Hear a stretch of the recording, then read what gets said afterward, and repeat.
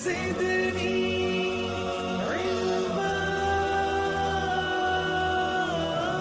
वालेकुम व्यूअर्स, कैसे हैं आप? आई होप कि आप सब खैरियत से होंगे। मेरी दुआ है कि आप सब खुश रहें, आबाद रहें। व्यूअर्स, अगर आपकी एक छोटी सी फैमिली है और आप अपने घर में सोलर सिस्टम लगाना चाहते हैं और वो आप चाहते हैं कि वो सोलर सिस्टम जो है वो एक सस्ता भी हो और आपके घर के पंखे, लाइट्स, फ्रिज और बेसिक जो ज़रूरत होती है घर की वो सोलर से पूरी हो जाए।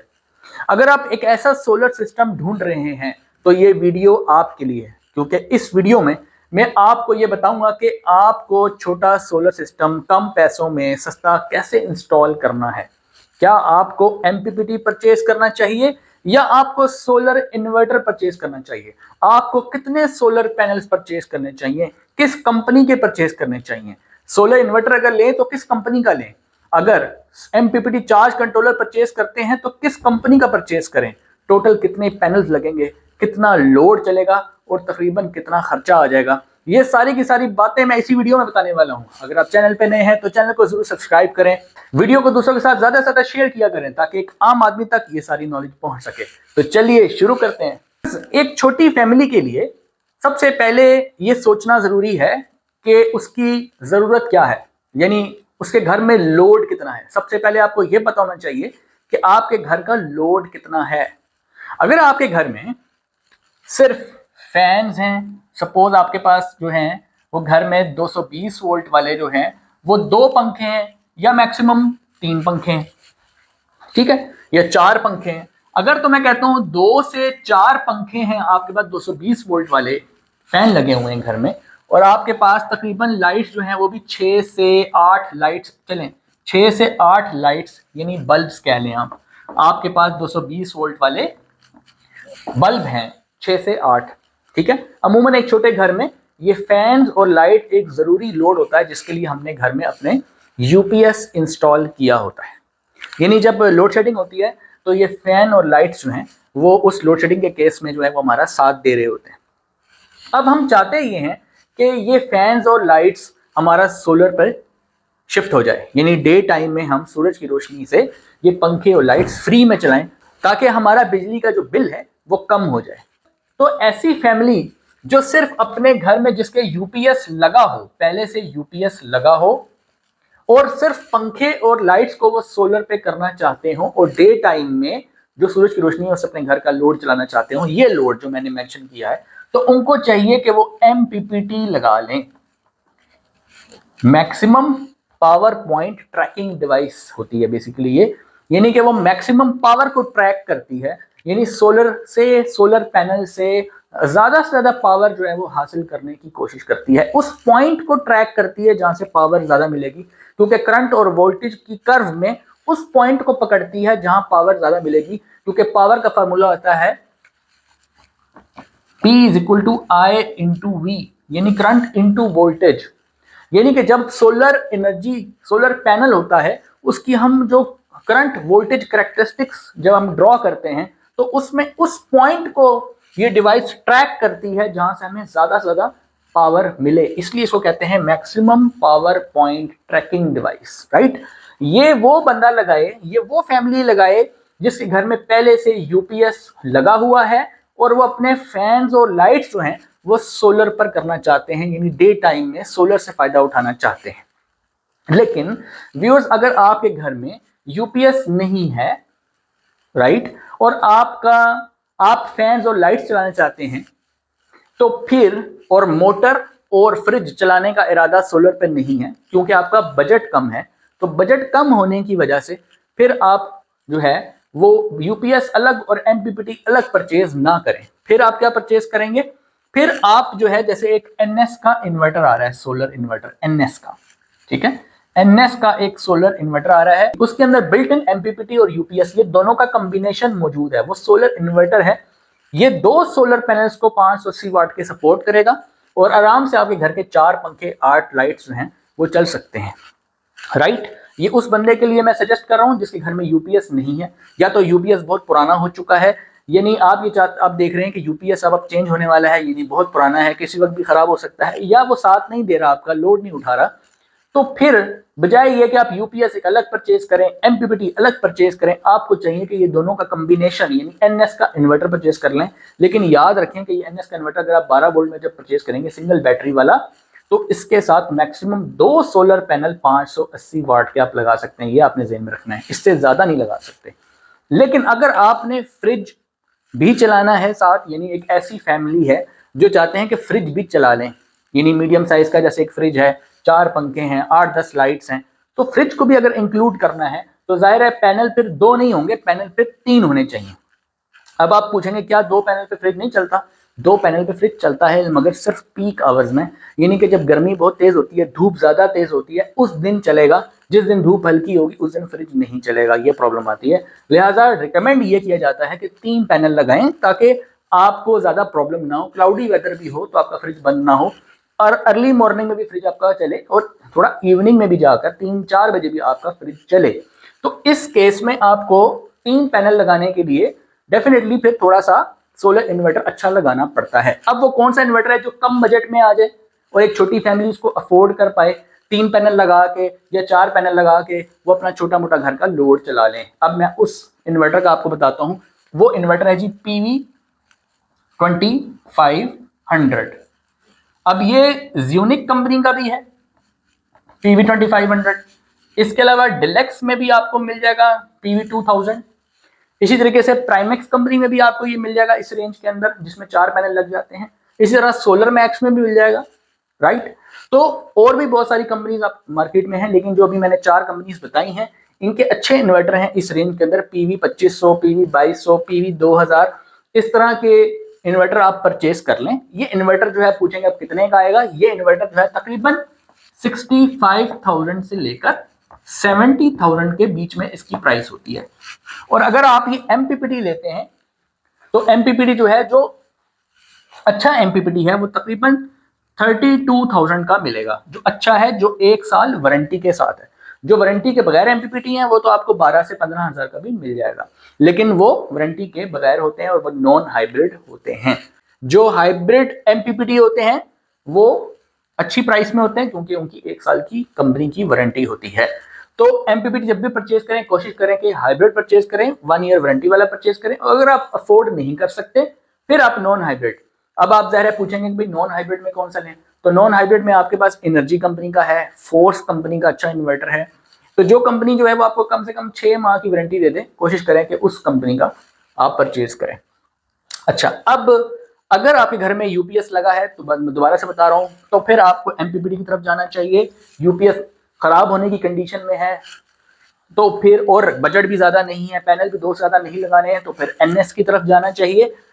और अगर आपने फ्रिज भी चलाना है, फ्रिज भी जरूरत है आपकी, और 3 या 4 पैनल लगाने का बजट आपके पास है, तो फिर आपको इन कंपनीज ज़्यूनिक, डिलक्स, सोलर मैक्स, तो इन कंपनीज के इन्वर्टर लगा के यानी PV2500 लगाकर आप उसके साथ 3 पैनल भी लगा सकते हैं सीरीज में और 4 पैनल भी लगा सकते हैं। ठीक है जी। अगर आप चाहते हैं कि जी फ्रिज भी आपका बड़े साइज का है तो फिर मैं आपको रिकमेंड करूंगा कि आप 4 पैनल लगाएं। तो ये जो इन्वर्टर होगा ये सिंगल बैटरी वाला इन्वर्टर होगा। अब इसमें कुछ ऐसी भी इन्वर्टर हैं, जैसे ज़्यूनिक का इन्वर्टर जो है वो विदाउट बैटरी भी काम करता है, या अगर आप बैटरी का खर्चा नहीं करना चाहते, सिर्फ वापडा सप्लाई भी साथ देंगे तो ये चलेगा। लेकिन मैं ये रिकमेंड करता हूं अगर आपका बजट नहीं है तो बैटरी 12 वोल्ट की लगाएं, मगर छोटे साइज की लगा लें। एक जर्क आता है करंट का, उससे बैटरी जो है वो बचा लेती है, और जब क्लाउडी वेदर आता है तो वहां पे बैटरी जो है वो साथ दे रही होती है। अगर बैटरी ना हुई और वापडा भी ना हुआ और सोलर भी ना हुआ तो फिर डेफिनेटली आपका सिस्टम जो है वो बिल्कुल डेड हो जाएगा। तो आपको ये ख्याल रखना चाहिए कि बैटरी चाहे बड़े साइज की ना हो, छोटे साइज की हो, ताकि वो एक जर्क को बर्दाश्त कर सके। अगर आप उसके ऊपर लोड डालते हैं, फॉर एग्जांपल आप उसके ऊपर लोड डालते हैं फ्रिज का, तो फ्रिज जैसे ही ऑन करते हैं तो एकदम एक झटका लगता है बिजली का, तो उसको जो अगर इन्वर्टर के साथ बैटरी होगी तो आपका इन्वर्टर के ऊपर वो झटका नहीं जाएगा, उसके सर्किट के ऊपर नहीं जाएगा, बल्कि बैटरी उसको एब्जॉर्ब करेगी। तो बैटरी चाहे छोटी लगाएं, बजट अगर नहीं है, आप 50-60 हज़ार की बैटरी नहीं लगा सकते, तो आप एक 10-15 हज़ार वाली बैटरी छोटी भी अगर आप इसके साथ अटैच करेंगे तो ये इन्वर्टर तब भी चलेगा। तो मैंने आपको 3 कैटेगरीज बता दी हैं। फर्स्ट कैटेगरी ये है, सेकंड ये है, और थर्ड ये है। अब ये कौन सा आपके लिए बेहतर है, ये है आपके बजट के ऊपर, क्योंकि एमपीपीटी जो है वो तो एक सोलर पैनल से भी चल जाता है। ये जो MPPT है ये एक सोलर पैनल से भी ऑन हो जाता है। यानी अगर आपके घर में सिर्फ 2 पंखे आपने चलाने हैं तो आपको 580 वाट का एक पैनल लाएं, एक MPPT ले लें और यूपीएस ऑलरेडी आपके घर में है, ब्रेकर लगेगा, वायरिंग लगेगी और एक स्टैंड लगेगा और आपका कनेक्शन हो जाएंगे और सिंपल इंस्टॉलेशन है। तो आप इसको खुद भी कर सकते हैं, किसी से भी करवा सकते हैं। लेकिन याद रखें कि जब भी कोई इलेक्ट्रिकल वर्क आपने खुद करना हो तो अगर आप उसको थोड़ा बहुत जानते हो तो फिर तो आप करें, लेकिन अगर आप बिल्कुल नहीं जानते तो फिर किसी और से करवाएं तो ज़्यादा बेहतर है। अगर आप खुद करना चाहते हैं तो सेफ्टी का आपने बहुत ख्याल रखना है, क्योंकि आपने ये नहीं सोचना कि ये DC वर्क है, पैनल है, सोलर पैनल है तो पता नहीं इसका जो करंट है वो शायद इतना ज़्यादा ना हो। ऐसा नहीं है। DC का जो करंट होता है वो ज़्यादा खतरनाक होता है क्योंकि वो डायरेक्ट एक ही डायरेक्शन में फ्लो करता है, और AC का करंट जो है वो हर एक साइकिल में 2 दफ़ा अपनी करंट को फॉरवर्ड और रिवर्स करता है। यानी एक साइकिल में आधे साइकिल में फॉरवर्ड जाता है और आधे साइकिल में रिवर्स जाता है। चूंकि वो कंटिन्यूसली अपनी डायरेक्शन को चेंज कर रहा होता है तो उसका झटका इतना तेज नहीं लगता जितना DC का लगता है, क्योंकि वो एकदम सडन वन शॉट लगती है, यानी सीधा जाता है। यानी DC जो है वो सिंपल एक डायरेक्शन में शॉट लगाता है, लिहाजा DC ज़्यादा खतरनाक है AC से। तो याद रखिएगा कि बहुत से जो सोलर पैनल इंस्टॉल करने वाले जो हैं वो ऐसे हादसात का शिकार हो जाते हैं क्योंकि वो सेफ्टी का ख्याल नहीं रखते। सोलर पैनल जब भी इंस्टॉल करें तो अर्थिंग जो है मेक श्योर करें कि अर्थिंग जो है उसके ऊपर भी थोड़ा खर्चा करें। अगर स्टार्टिंग में आप अर्थिंग नहीं भी करवाते लेकिन with the passage of time जब आपका बजट बने तो आप अर्थिंग जो है अपने घर में लाजमी करवाएं। पाकिस्तान में अर्थिंग जो है मेक श्योर करें कि हर घर में अर्थिंग अब करम होनी चाहिए। सेफ्टी जो है वो अपने काम में जो है वो इंक्लूड करें, क्योंकि कोई भी इलेक्ट्रिकल वर्क है वो विदाउट सेफ्टी एक तो उसको एग्जीक्यूट नहीं करना, और फिर आपने लाइटनिंग को भी जो है वो लाइटनिंग अरेस्टर जो है उसको भी इंस्टॉल करें, और अपनी जो जितनी भी इन्वर्टर है उसकी ग्राउंडिंग भी करें। यानी कोई भी इन्वर्टर लगा रहे हैं आप, कोई भी मेटालिक कोई वहाँ पर इंक्लोजर लगा रहे हैं, उसको उसकी ग्राउंडिंग जो है वो बहुत ज़रूरी है। अब एक पॉइंट रह जाता है और वो है वारंटी का। वो ये है कि देखें ये जो NS का इन्वर्टर है ये आपको 1 साल की वारंटी देता है। उसके बाद अगर आप आ जाएं इधर MPPT में तो इसमें अगर आप अच्छा वाला MPPT खरीदते हैं जो तकरीबन 30,000 प्लस में आता है वो तकरीबन आपको 1 साल की वारंटी देते हैं। सिमको और सिमटेक जो है वो टॉप के 2 MPPT हैं जो अच्छे यानी कि पिछले चंद सालों से अच्छी रेपुटेशन है इनकी। फिर अगर आप नॉन हाइब्रिड में जाते हैं तो उनके नाम मैंने बताए थे पहले भी, फोर्स में जा सकते हैं, हाँ फोर्स कंपनी में, फैसल में जा सकते हैं, फिर इसके अलावा आप एनर्जी में जा सकते हैं। ठीक है जी। लेकिन ये जो नॉन MPPT नॉन हाइब्रिड होते हैं इनकी वारंटी नहीं होती और इनका जो डिस्प्ले है वो अक्सर जल्दी ख़राब हो जाता है। ये हमारा पर्सनल तजर्बा है इनके साथ। फिर अगर आप जाते हैं इस कैटेगरी में तो इसमें सोलर इन्वर्टर में चूँकि आपको वारंटी ज़्यादा मिल जाती है। यहाँ पर आपको ऐसे भी कंपनीज मिलेंगी जिनकी वारंटी जो है वो 1 साल है, किसी की 2 साल है, तो कोशिश करें इनमें से वो सिलेक्ट करें जिसकी वारंटी जो है वो ज़्यादा हो, सर्विस पीरियड ज़्यादा हो। तो आपका बजट जो है वो मैटर करता है, आपका बजट जितना होगा उस हिसाब से सोलर सिस्टम आप लगाएंगे। लेकिन अगर आप में से कोई ऐसी फैमिली है जो चाहते हैं कि जी अभी तो स्टार्ट में हमारे पास पैसे इतने हैं कि हम 4 पैनल लगा सकते हैं, तो लेकिन बाद में हम इसमें पैनल और ऐड कर लेंगे हमारे पास जब पैसे होंगे, अगर आप ये सोच रहे हैं तो फिर आपने इन तीनों ऑप्शंस पे नहीं जाना। उसकी वजह यह है कि आपने अपने सिस्टम को एक्सपैंड करना है। फॉर एग्जाम्पल अगर मैं आपको ये कहता हूँ ये लगा लें तो ये तो 2 पैनल से ज़्यादा नहीं लग सकते। अगर आपको मैं कहता हूँ ये लगा दें तो 12 वोल्ट में 3 तक जा सकते हैं, वो भी किसी 100 एम्पेयर MPPT के साथ। ठीक है, लेकिन उसका भी खास फायदा नहीं होता, बैटरी जल्दी खराब होती है। 3 पैनल लगा के आप ज़्यादा करंट से बैटरी MPPT चार्ज करने लग जाता है, तो ये मैं रिकमेंड नहीं करता 3 पैनल के साथ। उसके बाद अगर आप 3 पैनल अगर आपने लगाने हैं तो फिर आपको ये सोलर इन्वर्टर लगाना चाहिए। लेकिन प्रॉब्लम ये है कि आपने आगे एक्सपैंड करना है, ये तो 4 पैनल से ज़्यादा ये भी नहीं सपोर्ट करेगा ये वाला जो PV 2500 है। तो फिर क्या करेंगे? तो फिर आप ये करेंगे कि आपने देखना है कि आप कितना आगे जाना चाहते हैं। क्या आप आगे आप मैक्सिमम घर का लोड कितना हो सकता है? 3 किलोवाट तक हो सकता है, 5 तक, 6 तक हो सकता है, 8 तक या 10 तक हो सकता है। ये आपने खुद सोचना है, खुद कैलकुलेट करना है इसको। तो अगर तो आपने ये कैलकुलेशन किया कि आपके घर में आगे जो है वो एक फ्लोर और बनेगा, मीटर एक ही रहेगा, फ्लोर एक और बनेगा, उसके अंदर 4 पंखे और लगेंगे, वहाँ पे एक AC भी लगेगा। अगर इस तरह के मामलात हैं जिसमें फिर एक आयरन भी चलाना चाहते हैं तो फिर वहाँ पे आपको बड़े इन्वर्टर पे जाना पड़ेगा। अगर तो आयरन 1 से 2 AC तो फिर 6 किलोवाट में जाना पड़ेगा, और अगर सिर्फ एक AC, एक आयरन, एक छोटी मोटर और एक वॉशिंग मशीन अगर इस तरह का सेटअप है तो फिर 3 से 4 किलोवाट, फिर 4 किलोवाट पे जाएं तो बेहतर है। ठीक है, 4 किलोवाट का सिस्टम जो है पहले से आप इन्वर्टर परचेज कर लें, और 4 पैनल परचेज कर लें। अगर आप बड़ी बैटरीज अफोर्ड नहीं कर सकते तो उससे छोटी बैटरी लगा लें, बल्कि आजकल के जो सोलर इन्वर्टर 4 और 6 में आ रहे हैं वो विदाउट बैटरी भी चलते हैं। तो अगर आप उसको विदाउट बैटरी भी चलाना चाहते हैं आप चला सकते हैं, लेकिन मैं हमेशा रिकमेंड करता हूँ बैटरी लाजमी लगाएं, चाहे छोटी लगाएं।